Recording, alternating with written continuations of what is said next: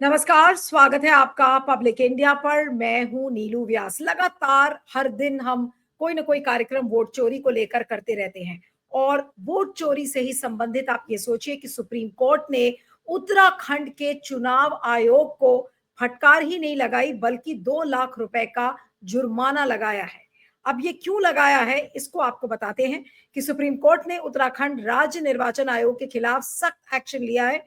Court ने न केवल आयोग के असंवैधानिक स्पष्टीकरण पर उत्तराखंड हाईकोर्ट को रोक को चुनौती देने वाली याचिका खारिज की, बल्कि उस पर 2 लाख रुपए का जुर्माना भी लगाया है।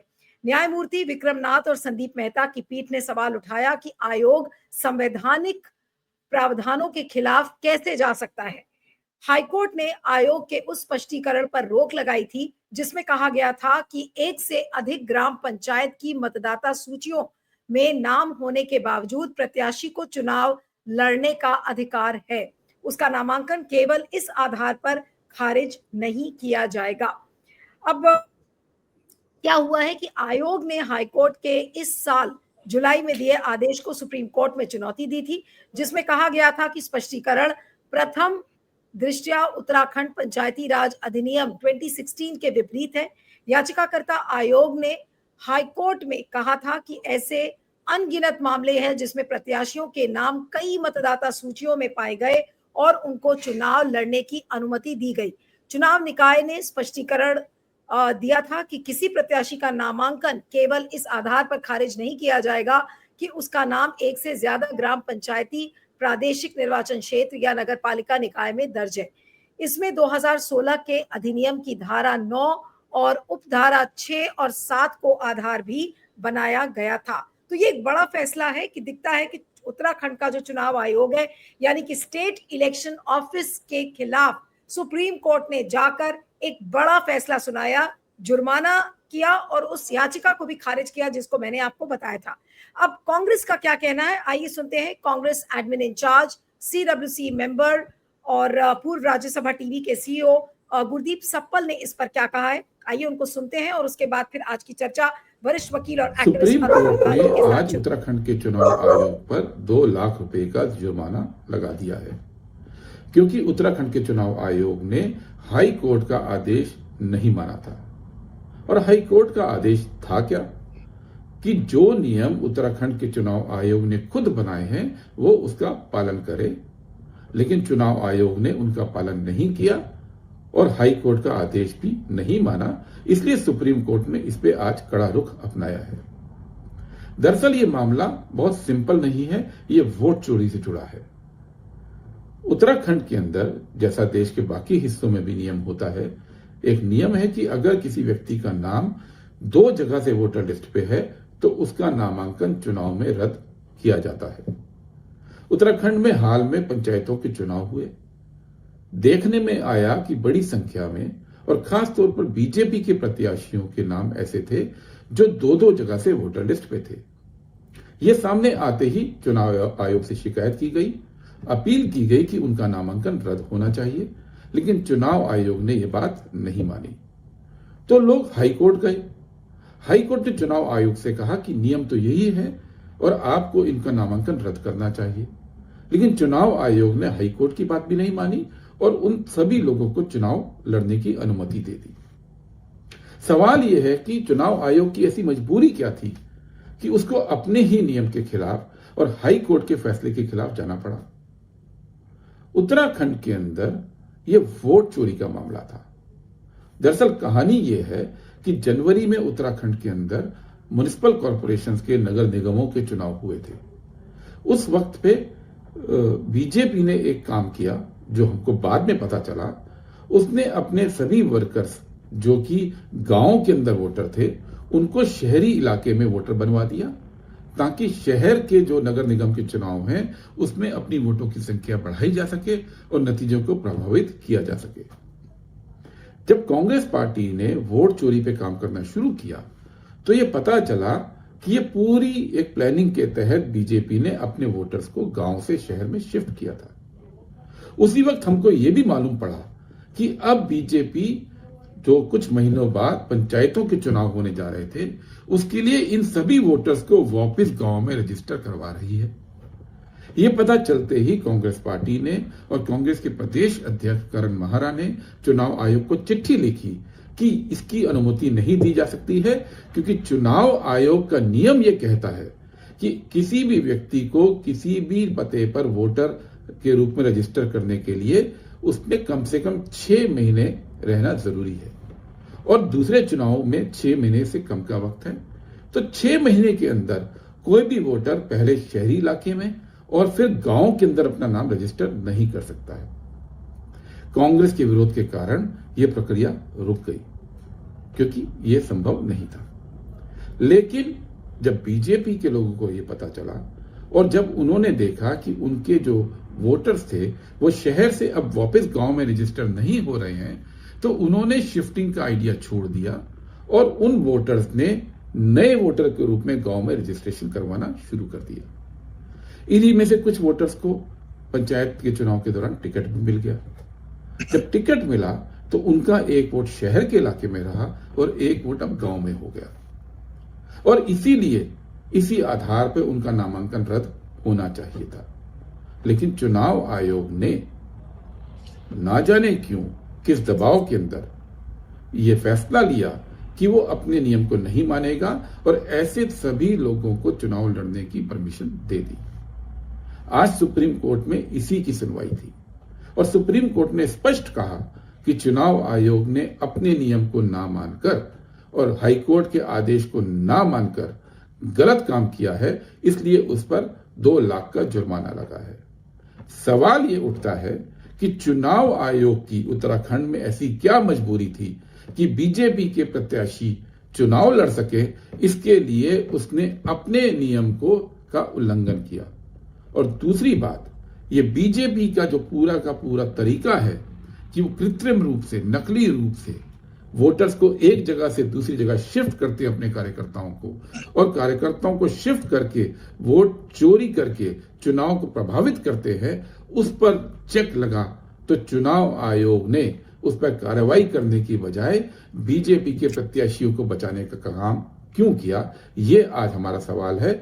वोट चोरी की बात जो राहुल गांधी जी उठा रहे हैं, वोट चोरी की बात जो राहुल जी ने देश के सामने रखी है, वो बहुत सारे अलग अलग स्तर पर हो रही है, और कांग्रेस पार्टी दृढ़ संकल्प है कि हर स्तर पर हो रही वोट चोरी को हम उजागर करेंगे, देश के सामने रखेंगे और लोगों के लोकतांत्रिक अधिकार को हम बचा कर रहेंगे। तो आपने देखा कि गुरदीप ने बताया कि किस तरीके से गांव के वोट शहर में गए, शहर के वोट गांव में आए, यानी कि जो म्यूनिसिपल इलेक्शंस हैं उसके लिए गांव के वोट शहर में चले गए और वापस जब पंचायत के चुनाव होने थे तो शहर के वोट वहां चले गए।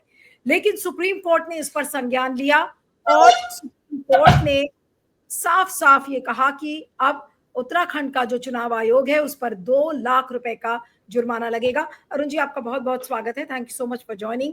और सुप्रीम कोर्ट का ये डिसीजन कि उत्तराखंड के चुनाव आयोग पर 2 लाख रुपए का जुर्माना लगाना, ये कितना बड़ा कदम है आपके हिसाब से? नमस्कार नीलू जी, ये एक बहुत ही एक बड़ा कदम तो से भी कहीं बड़ा कदम है।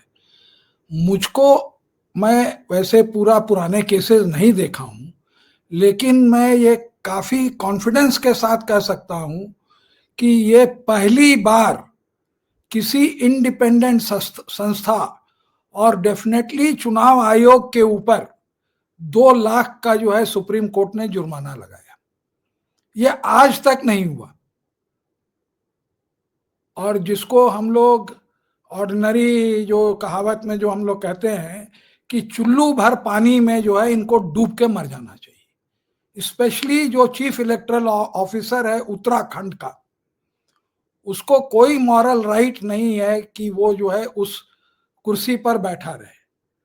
और देखिए, उसने एक नहीं 3-4 नियमों का जो है उल्लंघन किया है।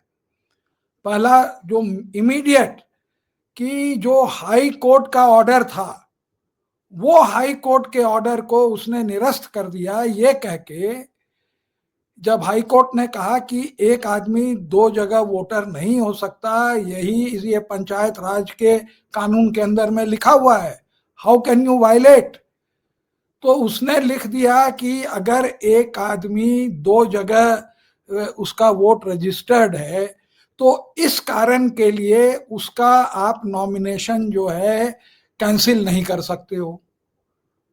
तो मतलब जो चोरी है उसको तुम बरकरार रखो, हाई कोर्ट का ऑर्डर हो हम उससे भी बड़े हैं, है ना? दूसरा कि वो कानून का उल्लंघन था और उसके बावजूद भी फिर उसने ये सर्कुलर निकाला। तो ऐसे आदमी को जो है ना, वो कोई हक नहीं बनता कि अपने पद पर बैठा रहे। इन लोगों को चार्जशीट करके 311 वगैरह का लेके इनको जो है कहें जाओ घर। बहुत अनएम्प्लॉयमेंट है इस देश में, बहुत ईमानदार और जो है क्वालिफाइड लोग बैठे हुए हैं जो कि आपका जो है काम कर सकते हैं। कोई आप बहुत बड़ा काम नहीं कर रहे हैं, खाली वहां बैठे हुए हैं चोरी करने के लिए। ये तो एक बात हुई। दूसरी बात ये हुई कि ये देखिए 3 बार इन लोगों ने बेईमानी की। गांव से शहर भेजा, शहर से फिर गांव भेजा, 2 बार भेजा। जब गांव में वोट नहीं रजिस्टर हुआ, जब कांग्रेस वालों ने पॉइंट आउट किया, तो एक जगह से दूसरे जगह आपका अगर वोट स्थानांतरण होता है तो आपको फॉर्म 8 भरना पड़ता है, चेंज ऑफ एड्रेस। उन्होंने कहा मारो गोली, चेंज ऑफ एड्रेस नहीं, हम ओरिजिनल न्यू वोटर बन जाते हैं। तब ये फॉर्म 6 भर के वहां पे वोटर बन गए, क्योंकि इनको तो चुनाव लड़ना था। और यही लोग थे जो नेता लोग जो गांव से जो है, गांव वालों को क्या पड़ी है, 20-30 हजार वोट इधर से उधर उन्होंने ट्रांसफर किया। अब सवाल उठता है कि ये चीज यहाँ पे खत्म नहीं होती है, क्योंकि वहां पर भाजपा की सरकार है और चुनाव आयोग तो एकदम इनका आदमी है, तो कुछ नहीं होना है। पूरे शहर निगम में जो ये जीते हैं, अगर कोई भी ऐसा आदमी अगर मिल जाता है कि 50-100 हजार वोट जो है गांव से वहां पर आए और वो वहां से वापस गए, तो वो सब भी सीटों पर जो है चुनाव फिर से होना चाहिए। और जिन लोगों ने ये काम किया उनको जेल होनी चाहिए, क्योंकि उन लोगों ने एक गलत अंडरटेकिंग दी फॉर्म 6 और फॉर्म 8 के ऊपर। दोनों इन्होंने झूठ बोला। प्रोसिक्यूट तो करेंगे नहीं, क्योंकि ये तो भाजपा के अपॉइंटेड जो है सरकारी अफसर हैं। आपको नहीं लगता कि चुनाव जो स्टेट इलेक्शन कमीशन है उसने अंदाजा नहीं लगाया होगा ना कि इस तरीके से उनकी चोरी पकड़ ली जाएगी और इस तरीके से लोग चैलेंज भी कर देंगे, इसीलिए इतना ब्रेजनली उन्होंने आराम से अपने ही नियमों को तोड़कर और वो आगे बढ़ गए? देखिए, ये पिछले 4-5 महीने से तो ये हल्ला ही हो रहा है फॉर्म 6 फॉर्म 7 का, हरियाणा के चुनाव से हो रहा है, लेकिन इनको तो परवाह नहीं है। ये जो है ना, इनका कैरेक्टर ही वही है। ये हम आपको बार बार कहते हैं, आरएसएस में कैरेक्टर बिल्डिंग नहीं होती है, ठीक उल्टा होता है कि किस तरह से बेईमानी करके अपने एजेंडे को आगे करो। नहीं तो अगर सही ट्रेनिंग होती इन लोगों की तो इस तरह का काम ये नहीं करते। और इतने ऊंचे बड़े मात्रा में कि हजारों आदमी गांव से शहर चले गए, शहर से गांव चले गए, वो लोग दस्तखत किए, तो क्या उनको मालूम नहीं है कि हम गलत काम कर रहे हैं, लेकिन करने को तैयार हैं? तो ये क्या दिखाता है कि कैरेक्टर बिल्डिंग नहीं, कैरेक्टर को जो है नष्ट करने की वो है कि अब हम कोई चीज को क्वेश्चन ही नहीं करें। अब देखिए, इसके और भी रिपरकशन है। ये हम लोग बराबर और लोग भी कहते हैं कि भाजपा के पास नोटों की तो कमी है नहीं, बेईमानी करके सारे नोट कमाए हुए हैं। तो उनके एक फ्लोटिंग वोट है जो एक स्टेट से दूसरे स्टेट जाते हैं। ये एक केस है जहां की गांव से शहर गए, शहर निगम के जो इलेक्शन हुए उसमें अपने कैंडिडेट को जिताया। वहां पर तो देखिए छोटी छोटी कॉन्स्टिट्यूएंसी होती है, हार जीत जो है 500-2000 वोट से होती है, कोई वहां 5-10 हजार की बात नहीं होती है। तो ये वोट इधर से उधर जाते हैं, वो निर्णायक होते हैं। तो उस तरह से करके इनको जो है ये जीतते हैं। अब इसमें बड़ा सवाल ये आ रहा है कि यही काम जो है आप देखिएगा कि उन इलाके में करते हैं जहां इनको की वोट की चोरी करनी होती है। उड़ीसा में बराबर एक दिन का पोल होता था, इस बार अगर आप देखेंगे तो इन्होंने 6 या 7 राउंड में पोलिंग कराई है कि वो जो वोट ब्लॉक है, जो लोग बेईमान लोग हैं, इधर से उधर शिफ्ट करें, यहां भी बोकस वोटिंग करें। आपने गलत फॉर्म 6 में वहां पे नाम जोड़ दिया, आपको मालूम है किसका जोड़ा, आपको उस दिन वोट करना है, वो आपका फ्लोटिंग वोट है। तो 6 दिन होगा तो 1000 आदमी जो है 6 कॉन्स्टिट्यूंसी में उसको वो वोट कर पाएगा घुमा घुमा के। इसीलिए ये बहुत जरूरी है कि हमारे दोस्त हैं वो अफजुल्ला अमनुल्लाह, वो कह रहे हैं, अफजल अमनुल्लाह, कि वो होम सेक्रेटरी रहे, चुनाव कराए हैं, वो कह रहे हैं कि बिहार में 1 दिन का चुनाव होना चाहिए, क्योंकि यही फर्जी वोट आरएसएस वाला इधर से उधर उधर से उधर जाएगा। अगर 5, और देखिएगा ये मानेगा नहीं ज्ञानेश कुमार, कम से कम 4 फेज में तो कराएगा ही। आज मैं आपको बोल रहा हूं, इन बेईमानों का मैं रग रग पहचानता हूं, किस तरह से बेईमानी होती, कम से कम। नहीं तो ये 1 फेज में होगा तो उतनी बेईमानी नहीं हो पाएगी। अगर हमारे पास 2 लाख लोग हैं इधर से उधर होने को, तो हम उसको घुमाएंगे ना। अभी तो आपने देखा कि यूपी वाले वोट जो है, ईस्टर्न यूपी वाले, कितने हजार वोट थे वो वाल्मीकि नगर में रजिस्टर्ड थे, डुप्लीकेट अक्रॉस द, मतलब आप समझिए एक सड़क है, इधर से उधर आप चले आइए दूसरे स्टेट में। तो हर तरह की चोरी हो सकती है वोट की, उस तरह की चोरी होती है, कोई मॉरल नहीं है। कल तक जो आदमी को आप कहते थे कि इतना बड़ा देशभक्त है, सुमन वांचुक को, उसको आज आप तो देशद्रोही बना दिए। खुद तुम अपने को देखो ना। तो ये इनका जो है, ये जो अभी उजागर हुआ है, और कांग्रेस को थोड़ा और काम करना चाहिए कि जिन जिन लोगों ने इधर से उधर किया है और गलत अंडरटेकिंग दी है, उनका नाम देके उनको जो है प्रोसिक्यूट करवाएं। तब ये लोग भागते बहुत जल्दी हैं, ये सब जो है वो ट्रेडिंग क्लास वाले हैं, दिन में जो है दुकान पे ठगते हैं और शाम में जो है जाके ये काम करते हैं। ठगना ही उनका काम है। और आप देखिएगा हर दिन मंदिर भी जाएंगे, जितना पाप करते हैं उतना ही ज्यादा मंदिर जाते हैं ये लोग। हमारे भी रिश्तेदार हैं, कहना नहीं चाहिए, लेकिन उनका भी यही हाल है। खाली इतना हम जानते हैं कि बेईमानी नहीं करते, समझाना, वो ईमानदारी से धंधा करते हैं। लेकिन मैं ये कहता हूं कि जो मेरा कहने का ये है कि बिहार में कांग्रेस को और इंडिया गठबंधन को एकदम पुश करना चाहिए कि हमको 1 दिन का पोल चाहिए। और ये चुनाव आयोग कहे, नारा लगाए कि अगर तुम 10-5 दिन का कराते हो तो तुम बेईमान हो, तुम इन लोगों के साथ मिले हुए हो, इसीलिए तुम एसआईआर करा रहे हो। नहीं, लेकिन अरुण जी एक चीज और भी है, इस समय पूरे देश में वोट चोरी की बात हो रही है, एसआईआर में वोटर लिस्ट किस तरीके से गड़बड़ हो रही है उसकी बात कर रहे हैं। ऐसे समय में सुप्रीम कोर्ट का चुनाव आयोग, उत्तराखंड के चुनाव आयोग पर इस तरीके का जुर्माना लगाना किस तरीके का संकेत देता है? और क्या अब जस्टिस सूर्यकांत इस चीज को नहीं देखेंगे, या जस्टिस सूर्यकांत अभी भी अपनी आंखें बंद करके बैठ जाएंगे? नहीं, ये किस्मत है कि जस्टिस सूर्यकांत के बेंच में नहीं गया, ये जस्टिस मेहता और एक और मैं भूल गया, उनके बेंच में गया। मैं बड़े ओपनली कह रहा हूं, कभी नहीं 2 लाख रुपए फाइन होता। ये तो कहीं और चला गया जहां जजों को भी गुस्सा आता है। ये चुनाव आयोग जाके जस्टिस सूर्यकांत से कह रहा है, 3 बार तो उनका आधार का ऑर्डर नहीं माना, कोई गुस्सा हुआ तो फाइन किया उन्होंने। जस्टिस विक्रम नाथ और जस्टिस संदीप मेहता का की ये बेंच थी। हाँ, इसीलिए मैंने कहा ना, मैं देख के कह दिया कि उनकी बेंच नहीं हो सकती है। 2-2, 3-3 बार उनका आधार का ऑर्डर का उल्लंघन किया, उनको थोड़ा भी गुस्सा आया? तब वकीलों को कहना पड़ा कि इसको जरा लिख के कहिए, तब उन्होंने लिखा है। कभी नहीं होता ये। और 2 लाख नहीं, इनको जो है, मैं तो ये कहता हूं एक थोड़ी उनसे गलती हो गई, ये पैसा जो है चुनाव आयोग को नहीं, वो जो वहां का चीफ इलेक्टोरल ऑफिसर जिसने ऑर्डर पास किया था उसको अपने जेब से देना चाहिए। उसके बेईमानी के कारण क्यों गवर्नमेंट का नुकसान हो, क्यों लोगों का नुकसान हो? बेईमानी करो तुम और हर्जाना भरे जनता।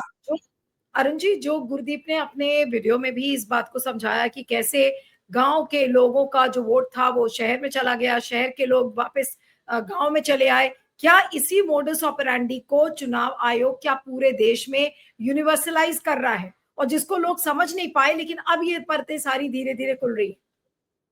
अरे ये कर क्या रहा है, ये तो मिले हुए हैं, वो तो पूछते हैं कि अच्छा किस तरह से गड़बड़ करना है बता दो, हम अपना सॉफ्टवेयर बदल देते हैं तुमको गड़बड़ी करने के लिए। कोई ओटीपी नहीं पूछेंगे, कुछ नहीं पूछेंगे, सारा सिक्योरिटी फीचर हम जो है रिलैक्स कर देंगे। काहे को तुम जाते हो फॉर्म भरने, घर बैठे बैठे एक जो है तुम कॉल सेंटर खोल लो और वहां पर लोगों को बैठाओ और इसी तरह से वोट इधर से उधर करो और देखो उसमें कि what is in a name, जितने भी मुसलमान माइनॉरिटी के हैं बैठ के यहीं घर बैठे बैठे जो है वोट कटाओ।